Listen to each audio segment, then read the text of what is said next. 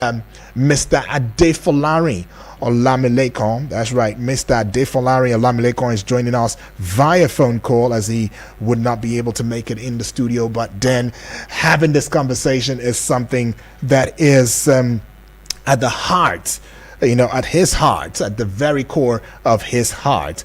And so he's a political economist, is a lead researcher and policy analyst at the Poll Echo Analytics, a think tank, economic research organization that is based in Abuja. Mr. Adefolari, good morning and welcome to Eagles Outlook on Eagles 102.3 FM Abuja. Thanks for having me. Very good morning to all listeners out there. Feels good to have this conversation. I mean, I think this will be the first time that the CBN under the Cardoso administration would be raising what is called the monetary policy rate, or if you like, the interest rate for, the Apex Bank right there. Only 5 days ago did they do this. Now, the Monetary Policy Committee, that's the MPC, is set to address Nigeria's food crisis.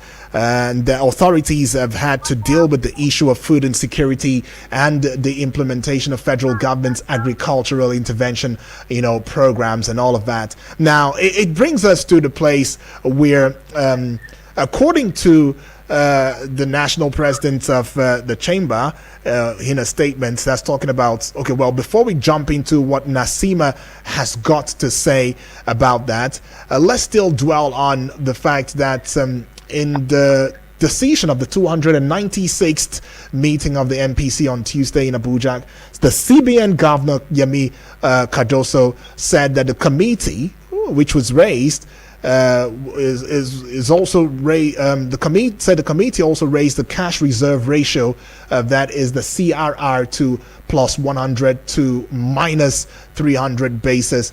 And then the one that is indeed trending at the moment would be the fact that the Central Bank of Nigeria has raised the monetary policy rate, that is the MPR, by 200 basis points to 24.75%. And this is to combat inflationary pressures. And then, of course, the cash ratio reserve ratio has been adjusted. Now, in all of this, there are thoughts that it will fight food insecurity and, of course, implement government agricultural programs. But then you might want to unbundle this, break it down for us so that we as a layman can understand what this, actually means and what impact it would have with the Nigerian economy. Let's start by trying as much as possible to make it simple. Yes. So CBN is in charge of monetary policy. And when we talk about monetary policy, simply means how money circulates in the economy, how money come into the economy and how money go out of the economy, how money enter each one of us pocket and how money go out of our pocket one way or the other. So they are in charge of the monetary aspect. And the monetary aspect also deal with how we are saving money in the bank, how we are withdrawing our money in the bank. So in all these are the activities of CBN that we can simply make ordinary people who are listening to us to understand what we are talking about, CBN MPC meeting. So every quarter, every 4 months, they come together to fix the percentage of how much a bank should have as their cash reserve and how much liquidity, that means how much money should be in circulation, then how much interest rate should be the charges on every loan that the bank will collect, or the charges of every loan that even the government treasury papers will collect, or whatever the percentage the government want to put on its loan. So in 3 ways they work. One is that the interest rate deals with the interest on bank loans or whatever loans that they are collecting, either from the commercial bank, from the deposit money bank, from the microfinance bank, including government bonds paper, when government want to sell its paper, as well as treasury paper that CBN normally sell to take out money from circulation. That is the interest rate. Then the second one is the cash reserve ratio. The cash reserve ratio deals with how much the bank will have in its kitty in terms of how much they must keep them. Then the liquidity is the amount of money that CBN will allow to flow within the Nigerian economy. I think since January last year till now, there have been about 61 billion naira that have been in circulation. So it means that money is much in circulation. So, Yes. and when money is in circulation, it has its own problem, which CBN normally want to correct. So when we now talk about interest rate it performs three functions. One, it helps to reduce too much of overpricing of a particular goods in circulation due to plenty money. When there's too much money in circulation, that is one. It also helps people who are saving money in the bank to get certain percentage of what they are saved in their account. That means if you are saving money, you should be getting small percentage of what you have saved from the bank as you are saving money. The other one is that it gives confidence to people who want to come into the Nigerian economy to come and do businesses, either businesses at the stock exchange, either businesses at the equity market, or any form of business they want to do. So they understand that the percentage they can get in terms of by the time they put their money in the economy, something will come back to them. So simply, interest rate perform such act in the economy. So there are other work that they also do, which we are not going to go into because of the technicality. For as simple as it is, these are the functions of the interest rate as well as what the CBN is trying to do. Now, what they have done so far is that they say they want to use to fight inflation. They also want to ensure that there is full stability in the country. Yes. Now, in the past, CBN of Governor Emefiele, when Governor Emefiele was in power as CBN, so he also did that. Get it? He made interest rate at around 12.5%. He took it to 18.75%. It was 18.75% that Cardoso met it before he took it to the level that it is today. And we appreciate what they are doing because in every economy across the world, there are three string policy you use to fight inflation. One is your monetary policy, two is your fiscal policy, the other one is your trade policy. Now I will explain how these three work. Now monetary policy is what the CBN is doing. Now fiscal policy on the other hand are the policy of government to tackle something like security by providing enough infrastructure for our military men and security agencies to have weapons, to have technology to fight. It comes from fiscal policy. The other one comes as a result of fiscal policy in terms of what kind of infrastructure are we having to support industry, to support manufacturing, talk about good roads, talk about electricity, talk about easy means of tax policy in the economy where we don't have too much of taxes that is stopping businesses not to flow. That's on fiscal policy. But just before you go ahead, where does this just to tell you that recently, or to take your mind to the fact that recently the president, or the CBN governor rather, had announced the allocation of 2.15 million bags of fertilizer, which is worth about 100 billion naira, to the Federal Ministry of Agriculture and Food Security for disbursement to farmers to enhance agricultural production in the country. Now, where does this fall under? Is it the fiscal? No, this one falls under fiscal policy. Fiscal, okay. Because fiscal policy deals with all the aspects of whereby government has spend money. Yes. Because if I'm to give a simplified meaning of fiscal policy, is how government make money and spend money. That is simplified language you can use to quantify fiscal policy. Now, like you rightly pointed out, they have given out over 2.5 billion naira for the use of agri to purchase fertilizer. It's a way of boosting the economy. It's a way of ensuring that farmers have access to fertilizer to farm. But on the other way around, all these policies have been tried in the past. They have all been put in place in the past. But the situation whereby monetary policy is one side, fiscal policy on one side, and trade policy on one side, if there is no connection with the three, if they are not interlocking, if they are not interwoven, if they are not built on one, or expressing a situation whereby one is helping one to survive, it will not work. I'll give you a good example. Is that the situation? Now, is that the situation that we find ourselves now? Is that what the policy is? Definitely, we have always found ourselves in such situations in the past, and we may likely still find ourselves in such situations in this present administration if they don't concretely follow up on what they are doing and make sure that whatever CBN is doing in terms of interest rate, in terms of releases of intervention funds, it is well tailored to the real farmers, to the real people who need it. Get it? In the past, CBN gave over 1 trillion to rice farmers. At the end of the day, we still have issue with rice being very expensive. Right. We still have issue with the people who collected that loan not be able to pay back the money to the government. So if they don't follow it as expected, definitely the policy will fail. But now, Okay. Go ahead. Now, how will the significant increase in interest rate affect borrowing and investment in Nigeria? One thing about interest rates is that it discourages smaller businesses more. Bigger businesses can get away with interest rates, they can get money and do their business.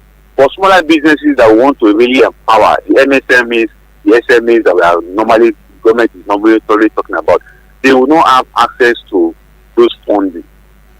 Get it? So if you make mention of bigger operation, bigger manufacturing, bigger industry, they will definitely be able to get it because they are producing. But in the other way around is that government doesn't want to focus on those bigger or larger manufacturers. They also want to see how those smaller ones can come in. Now we have 5 types of businesses in Nigeria. We have the larger ones, we have the bigger ones, then we have the medium, then we have the small, then we have the micro, then we have the nano. Now the nano are the petty traders. Okay. You don't expect them to go to the banks to go and collect money because their business is very, very so small. I mean, those are the people that sell beside the house, that sell across the street. These are nano businesses. Now we also have micro businesses. This one you can find them in the market. The markets like you say market, like Garrity market. Then we now have smaller ones. Those smaller ones are a little bit big. They have their shops, they have their warehouse, they're also selling. Then we now have the other ones that follow these smaller ones, we call them the big ones. The big ones are the ones that you can find in different states also operating. Then the larger ones are the likes of, to permit me to mention them, you already know them. They are very big. They are now internationalized. They also have their product going outside the country. Those ones don't have issues. The ones that have problem with interest rates are from the third rank, the small, the micro, and the nano. If that's the case, then does it speak well for such businesses to survive and thrive in Nigeria at the moment? No, it's going to be very difficult for them to survive. But government has also made avenue for them to tap into. That's why I think this year under President Tinubu, there is this 200 billion naira for small businesses to take, and the nano businesses are taking it at 0% interest rate. Right. Get it? Yeah. Now they're also creating opportunities for them. But how many of them will have access to such money when Bank of Industry, Bank of Agriculture, SMIDA, all of them will put some characteristics, some features that would discourage those people from going to look for that money. That has always been the question. How many of them will have access to this? But can we just look at how might the rise in interest rate impact the already high inflation rate in Nigeria, which we know is standing at 37.1% at the moment? And the issue of interest rate and inflation are two dichotomy issues. Now, interest rate serve a purpose. Inflation also serve a purpose. Now, inflation is not just caused because goods are very expensive. Inflation is also caused by 3 issues. One, we have cost push inflation. We have demand push inflation. We also have inbuilt inflation. Most times we look away from inbuilt inflation. We're only looking at those 2 things: demand and cost pull inflation. The cost is that the cost of operation of producing a particular thing make the price of that thing to go up. That is. Now, the demand for a particular thing can also drive the price of that thing up. Now, the built-in inflation is as a result of innovation around that particular product. Maybe if you check the phones that we are using these days, most of the phones are coming with new advanced technologies, new advanced features. Right. The same with automobile. The same with clothes, dresses that we are wearing. The same with house intestines, things that we use at home. Get it? A lot of advancement, so the people who are producing those particular goods are adding more value to it. So in the process of adding more value to it, they also add more price to it. And don't forget, they also want to make profit. They want to make at least a marginal profit out of it. So it also causes inflation. Then locally, because of our own terrain, of our own kind of environment that we have, we also have inflation caused by greed. Like all this. Caused by what? Greed. Okay, go ahead. Yeah, greed.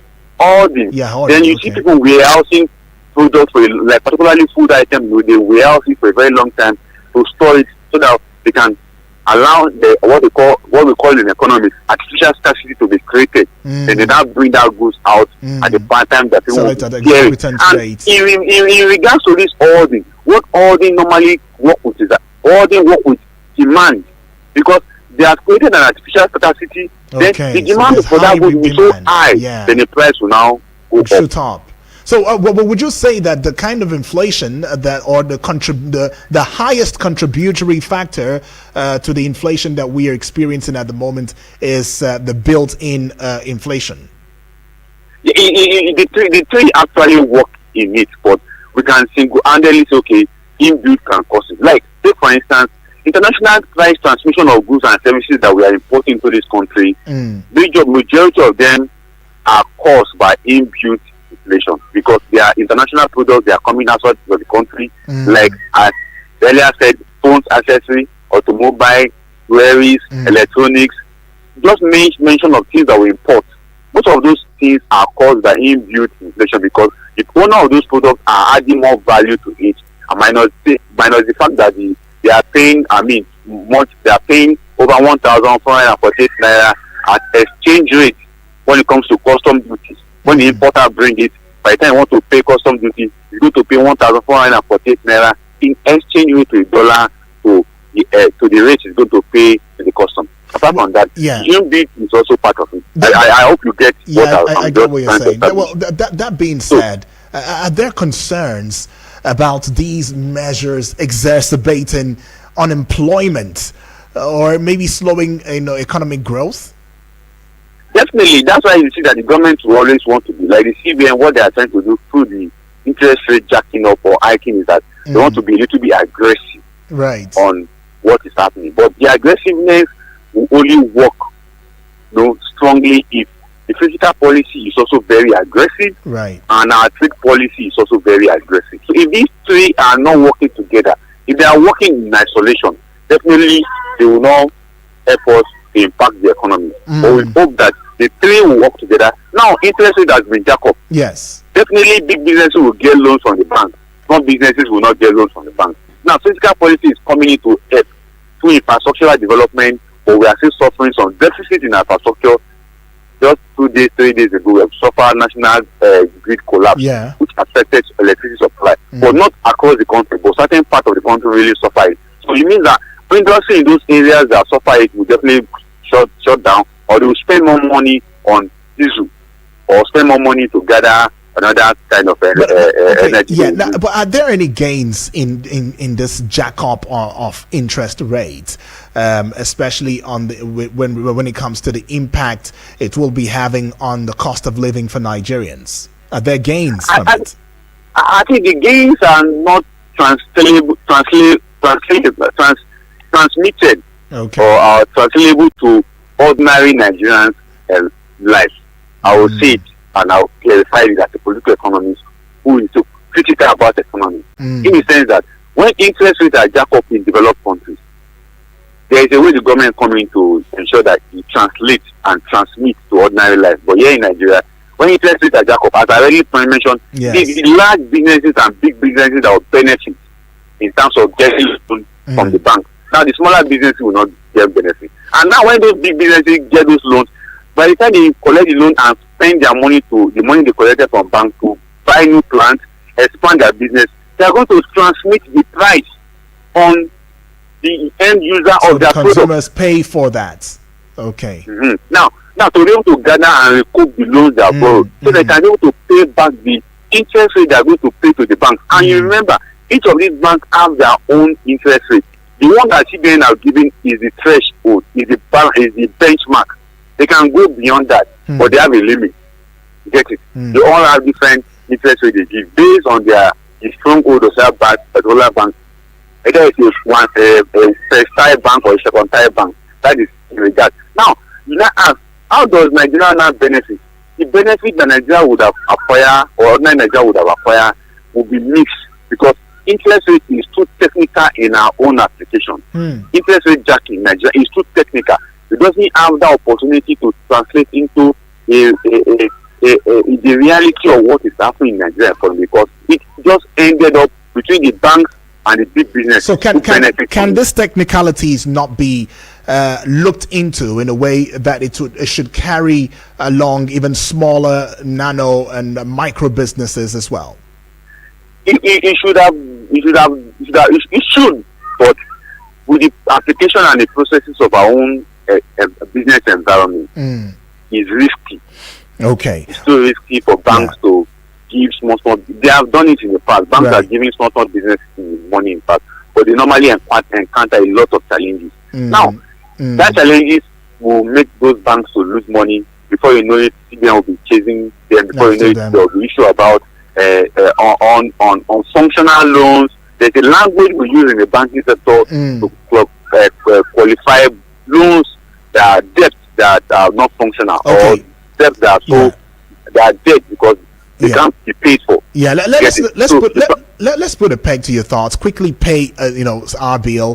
When we come back, we will get engaging into the discourse, and we'll look at the place of liquidity and the cash reserve ratio affecting liquidity in the banking system. We'll also look at what sectors of the economy are likely to be most affected by these policy changes. All right, so don't go away. But then you too can join the conversation, of course, via the studio lines 0907-353-0044 or 0908-766-8888. Send a voice note or send a WhatsApp portal message to the WhatsApp portal number 0909-705-4450, and your thoughts would be brought on here so that our guest, as well as very able Eagle listeners who are very highly intellectual, will also engage and be part of it. But then let's go pay the bill. Don't go away.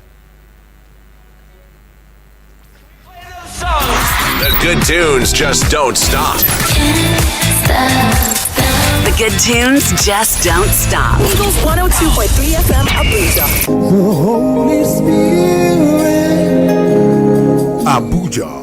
Get ready for a night of bliss with Bro Paul Igwe. A time of extraordinary encounter with the Spirit of the Living God. Happening live on Friday, 5th April 2024 at Merit House, Maitama. Time 4 p.m. prompt. Don't miss this night of word, worship, the miraculous, where the glory and power of God shall be manifested and anything is possible. There will be a definite blessing for everyone in attendance. Something new and special just for you.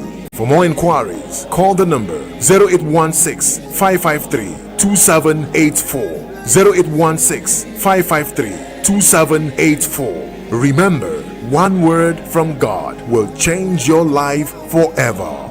Powered by Christ Embassy Abuja Zone 1, Immanent in Glory Group.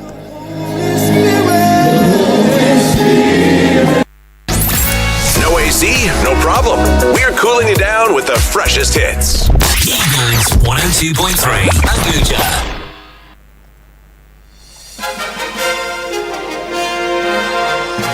That's right. Welcome back, and thank you for staying with us. It is Eagles Outlook on Eagles 102.3 FM Abuja. We bring the radio experience that you can count on into your eardrums via our platform. And yes, we are still talking about the CBN raising interest rate, and we have our guest who's on standby via phone call connecting.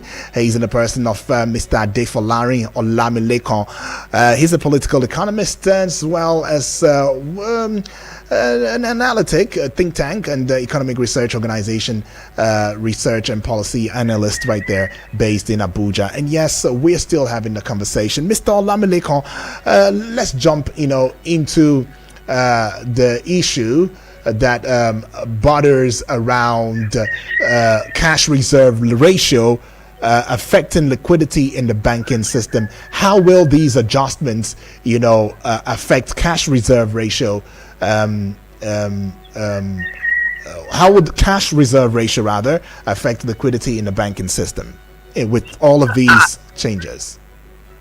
I think these are interesting aspects, although they are the technical aspect of the monetary section. Yeah. But I would simplify it so that our listener can also understand. Okay. Now, when we talk about cash reserve, as I earlier pointed out, that is the ratio, that is the money that every bank should have. Mm-hmm. No matter how they want to give out money to people. You must make sure that they maintain that percentage of money that CBN have asked them to maintain. Right. Now, liquidity in the system is the one that CBN on his own control.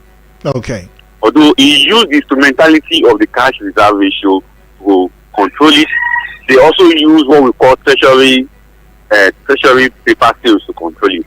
Then they also use what they call open market operations to control it. So generally and simply, CBN controls liquidity, but they can't do it without the banks cooperating with them. In the sense that the banks should not be giving money out excessively. In a layman's understanding, how would you describe liquidity? In a layman's, I didn't get you. Liquidity. How would you describe that so that the listener can actually grasp it? When we talk about liquidity, we are talking about something that is flowing without hindrance. Awesome. Get it? Mm-hmm. Flowing without hindrance, flowing without hindrance. That is liquidity.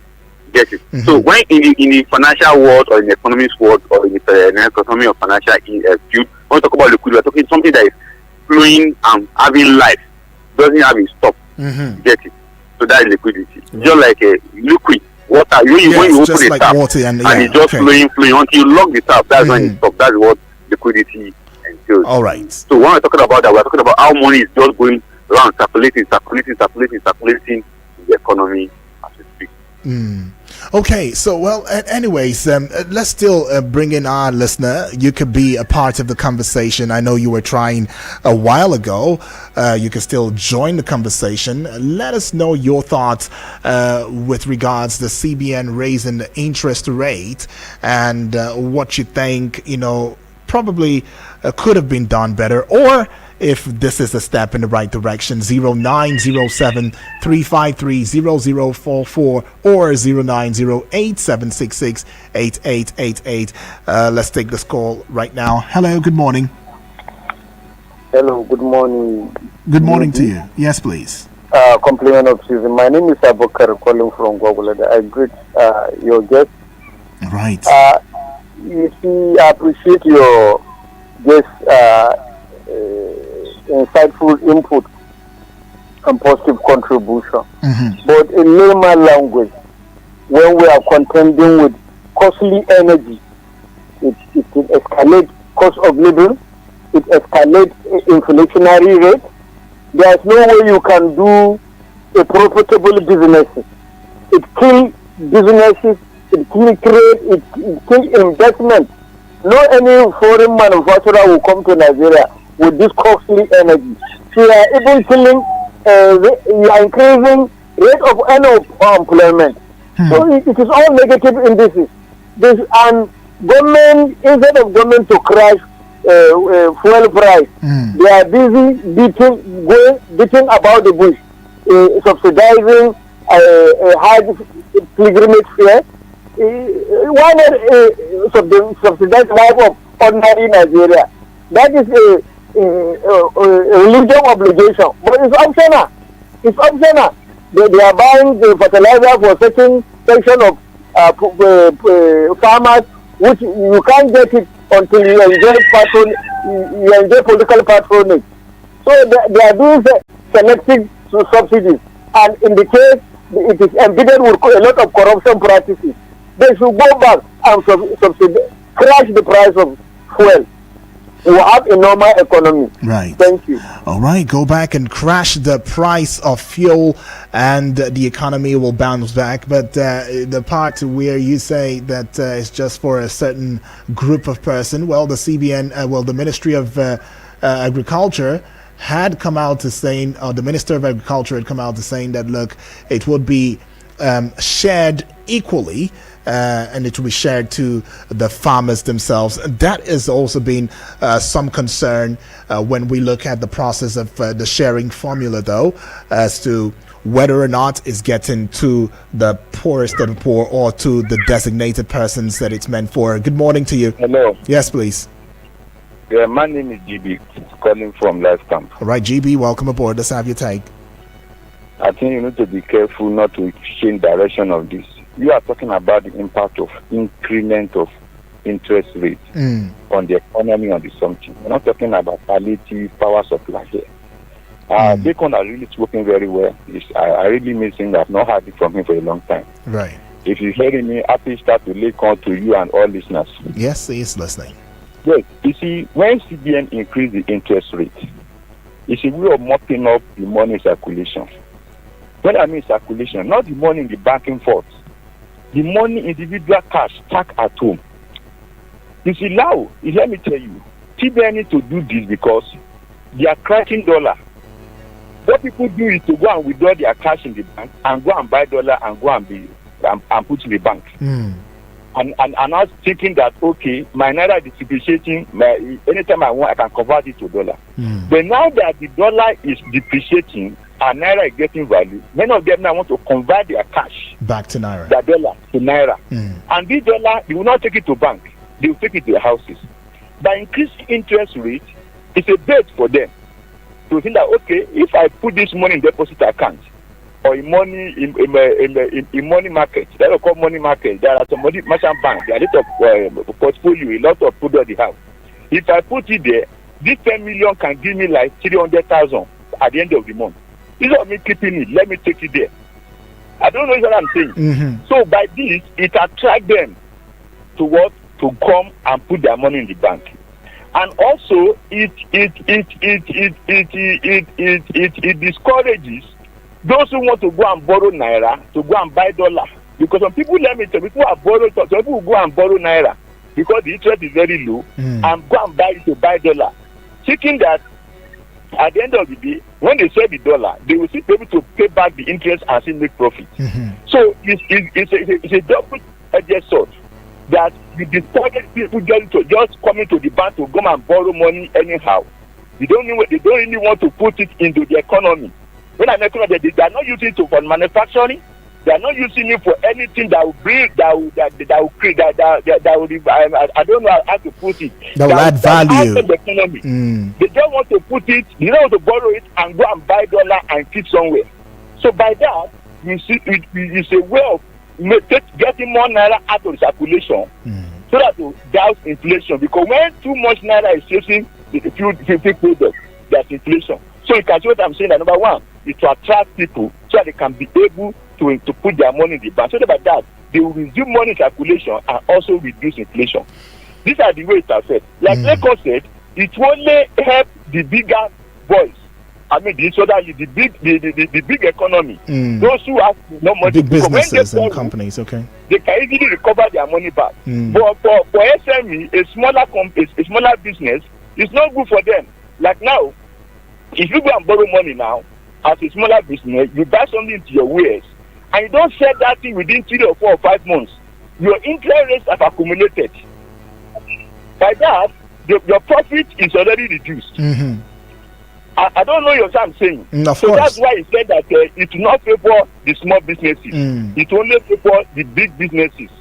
Because when you increase interest rates, the small businesses suffer for it. But at the same time, it's mopping away money in circulation and also help to reduce inflation. Bring down inflation. That's just the way I can explain it. That's very well. Very well, GB. You've done well. Thank you. Thank you very much. Yeah, so GB right there giving us a very, very straight and quite simplified explanation to the subject, at hand. But then what concern do you have about the the CBN raising interest rates at a time like this, when quite a number of persons would say that we are going through a food crisis, a food hardship, we're going through, quite a number of challenges. There has been some calls, though, that we should revert the subsidy removal and get back to subsidizing petroleum products, and that might just help the situation. But then, Mr. Olamilekan, are you there?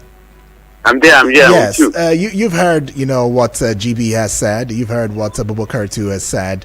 But then let's look at the place where whether or not there are risks of these measures leading to a contraction to credit availability and dampening the economic activity. What's your thought on that? I think just like the two callers have said, Nigerians are always very concerned about what really affects the ordinary people. The Abubakar that I called earlier was so concerned about government crashing the price of fuel because energy is quite very, very key, very critical to the economy. And just like GB also said, the businesses need this money, but which set of them that normally get this money?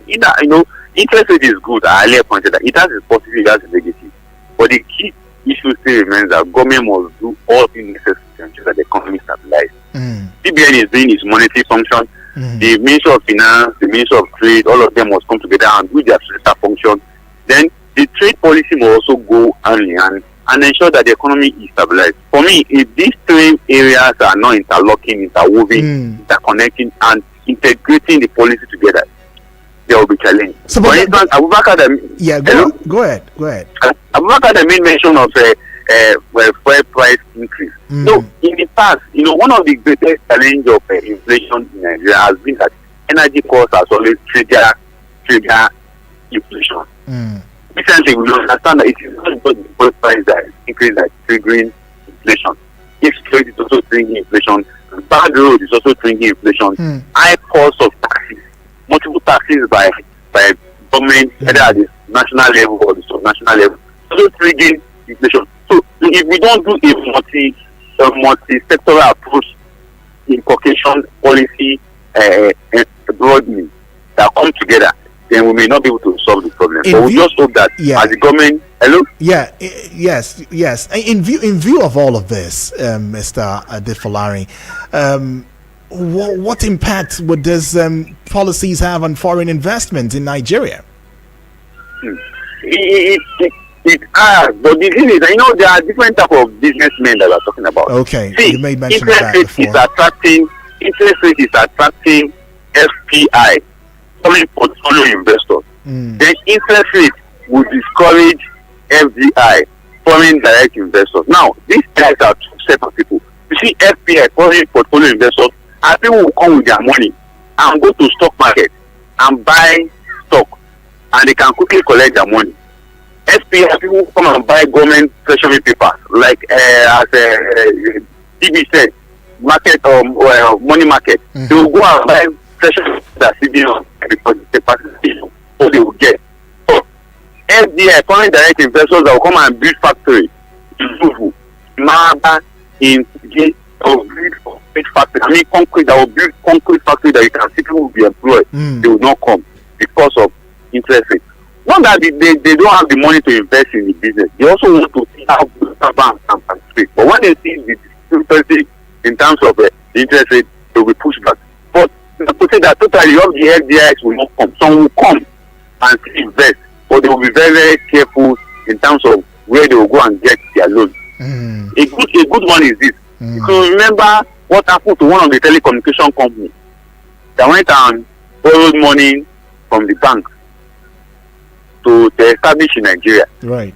When the banks became so hot on them, it affected that telecommunication company that they had to sell it to another owner. I hope you remember. It happened some few years ago. Yes. So those are the challenges that we normally have in the economy. So FPI will come, but FDI may be very skeptical in coming to invest in it. So are there other alternative strategies that should be considered to address inflation and food security in Nigeria? I think the government has already started implementing certain processes, certain policies. One is that they want to ensure that fertilizer is given to farmers. And for us, we should not just give fertilizer to farmers. Right. They should also ensure that the farmers are also secure. Farming community are secure. So, in a recent research that was released late last year, there are 6 strains of issues that was discovered that is affecting food inflation, particularly in Nigeria. 1 is transportation. 2 is skills for farmers, new skills for farmers. 3 is tools that the farmers are using. 4 is access to market. Then 5 is the greediness of middlemen, people who are coming, who they call farm gate owners. Then the last one was multiple taxation. So if these 3 can be looked into, definitely we may have the relief about the inflation prices in Nigeria. But then, will help us and yeah. reduce the price of goods. Now there's also another a concern about how the government would monitor and evaluate the effectiveness of these measures over time, because it's one thing to begin a process, there's another thing to also oversee or supervise to ensure that that process is indeed working in line with your initial thought for it.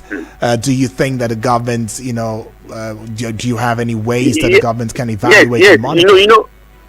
Exactly. When Abubakar called, the first caller called, talked about the corruption in the system. So what government is monitoring or what government is evaluating is to limit or mitigate corruption in the system in terms of how government ensure that all these palliative they are doing to ensure that food inflation comes down or the general inflation comes down is well taken care of. Another aspect is this: we have politicized most of government initiative when it comes to ensuring that policy work. We politicize them too much. The political power the political party in power takes over everything. They don't independent individuals to also contribute to some of these things or participate in some of these things. These 2.5 billion fertilizer they want to share. Yes. Don't be surprised that at the end of the day they will just do it at local government level. Local government level will the local government chairman from the state level. They will begin to hijack everything and ensure that it is just their loyalists who are farmers get some of this fertilizer, or they will inflate the price and begin to resell the fertilizer in a more higher price because it is the subsidized fertilizer. It's not that you're not going to pay for it, you will pay for it, but at the subsidized way. So what we are saying is that we should do it in a way that people can have easy access to those products at a price that is accessible and affordable, not the price that go beyond the reach of farmers, ordinary farmers. And if they want to give them free, you should just walk into those areas and ask for their traditional leaders and see that they can distribute this fertilizer to them. That's just the best way. Well, thank you so much. But then let's also look at the place where NASIMA, who in the same vein, that's talking about the National Association of Chambers of Commerce, Industry, Mines and Agriculture, have described the recent decision by the Monetary Policy Committee of the Central Bank of Nigeria to increase the monetary policy rate to a record of 22.75% as a bold and decisive step to tackle the persistent inflationary pressures in the Nigerian economy. But then it also brings some concerns. It brings about some concerns. It brings about some questions right there. One of such questions would be what exactly would NASIMA do propose to mitigate the short-term effects on investment and economic growth? It also brings the concerns of whether or not NASIMA has the alternative strategies to suggest in addressing inflation while minimizing the impact of economic growth, and many more concerns. But then we have, we just lost that call, but then you could put that call through. Maybe we can take it just before we wrap up. The number is 0907-353-0044 or 0908-766-8888. Hello and good morning. Morning, I'm Douglas. Yes, good morning to you. What's your name, please? Morning, my name is Honorable Edward. All right, Honorable, let's have your take very quickly. Right. Yeah, first of all, let me appreciate you have been handling the group very well now. You are mature, you are done well, you are doing well. Thank you. All right, thank you. I want to talk about what I was just saying. Yeah, I appreciate you. I'm not part of any finance. I read political science. I'm a politician. I have no idea about even the elementary part of it. I don't know it about. I don't know much about it.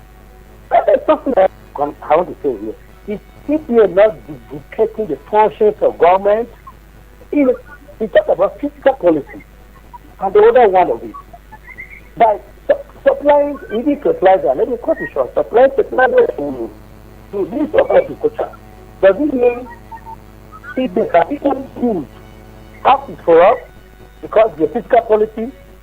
Does it mean CBA can construct a highway because the fiscal policy is that not where we have minister, where we have minister, federal housing?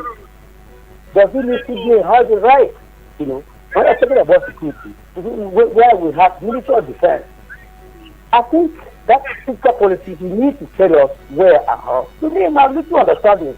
That policy, it is when money from CBN, since they are accountable for any money that is going out and coming in, we have to give this money to appropriate channels. So that is how CBN is implemented directly. Okay. It becomes a duplication.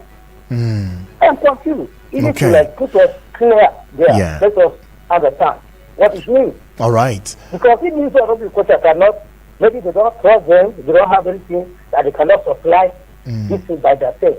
If they supply fertilizer to Ministry of Agriculture, supply to farmers where there is very good security, then something is wrong. All right, Honorable, thank you so much. Mr. Adefalari, very, very quickly, if possible, in a space of 1 minute, can you respond to that? I think for me, you talk about Nasima. Nasima is an elitist group of manufacturers, industrialists in Nigeria. So when they talk, they're talking about what will favor them. Okay. Well, let's get to the concerns of Honorable Edward. He was saying that hope that the CBN is not somewhat replicating the duties and responsibility of many other agencies through the fiscal policy. He wants you to shed more light on that. I said earlier that we need physical, monetary, and trade to work together. And Honorable understand what I was pointing out earlier. That's why I was trying to make that a quick one on it. But the issue remains that CBN won't buy fertilizer the way I understand the way they work.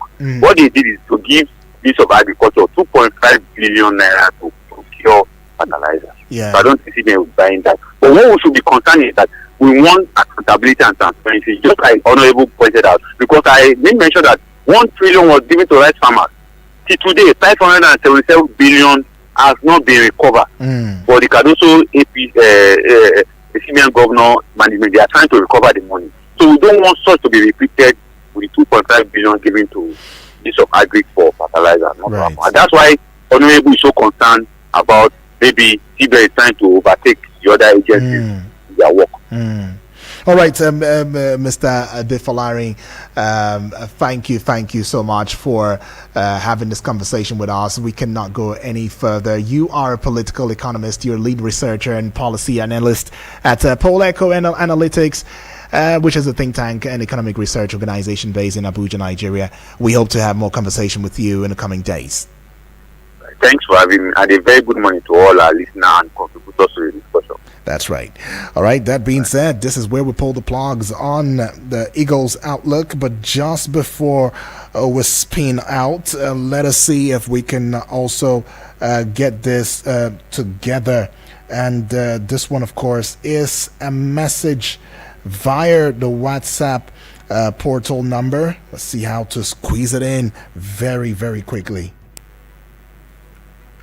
Not constructing. If you want to go into construction, okay, I would suppose that would be Honorable, putting his words out there, but then he already made it into a call. So yeah, this is the march we take. I'm sure that your eyes and your ears and your minds open to what's going on with the Central Bank of Nigeria in terms of the reforms that they are trying to, put out there to ensure that there is a tightening of monetary policy by the CBN, which is expected to, particularly in terms of higher cost of capital. It is necessary to respond as a response to the current economic realities, but the focus is basically about curbing inflation and mostly stabilizing the naira, which is most commendable, right?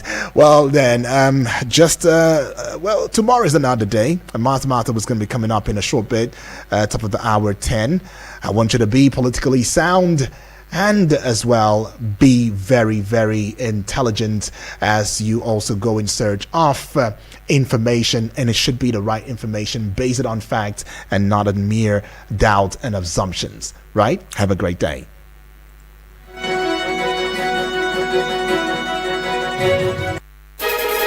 This is Eagles 102.3 News, your number one radio experience you can count on.